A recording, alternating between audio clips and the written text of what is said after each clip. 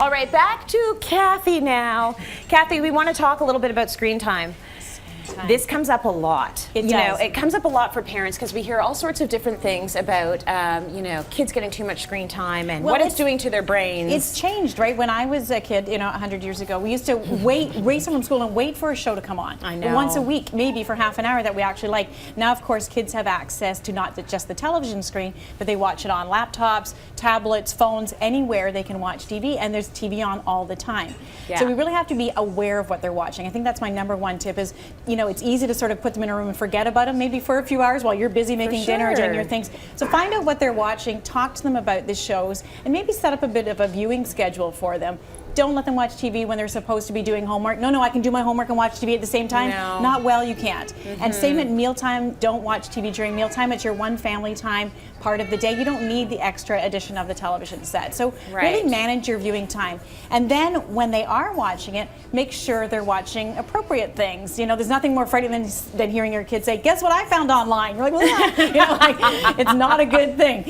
So you want to make sure that they're watching shows that are appropriate for their age, particularly if you have kids in the house that are of varying ages, like I've always had, right, with a big age range with my kids. So Rogers has just launched something called their Kids Zone, which is a portal like On Demand, but for kids. So Channel 200, you go there and you can pick out Treehouse, Disney, all the channels you trust and the shows the kids love. And you can set up a playlist for them. So you can say, first we're going to have Dora, then we're going to have, a Disney show, then we're going to have Thomas, then we're going to have, and you can line them up for them. What's good about that is you know exactly what they're going to watch, but also you can put a time limit on it. So after, Dora, it ends, well, there's no more shows coming on. So I guess we're done. Now we're going to go and do something.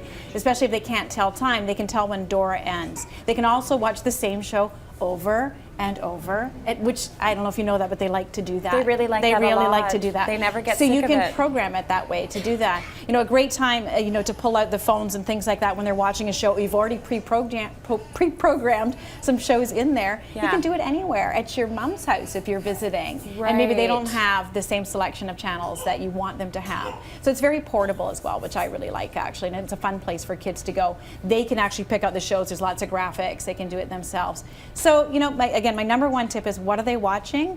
Don't just leave them in the room where they have full access of the remote and they can get to whatever they want and stay watching as long as they want. Very interesting. And I know a lot of families that they love watching movies because a movie has a beginning and an end. That's right. And then after the movie's done, it's the screen bedtime time is or done. it's whatever time it is. Right. So that makes perfect sense to me. Yeah. Well, we are going to be drawing for Sony Xperia Z1. It's a premium smartphone which features a 21 MP camera and access to a full range of innovative apps and social sharing. After the show, you can walk home with one of those since you can program it from your phone.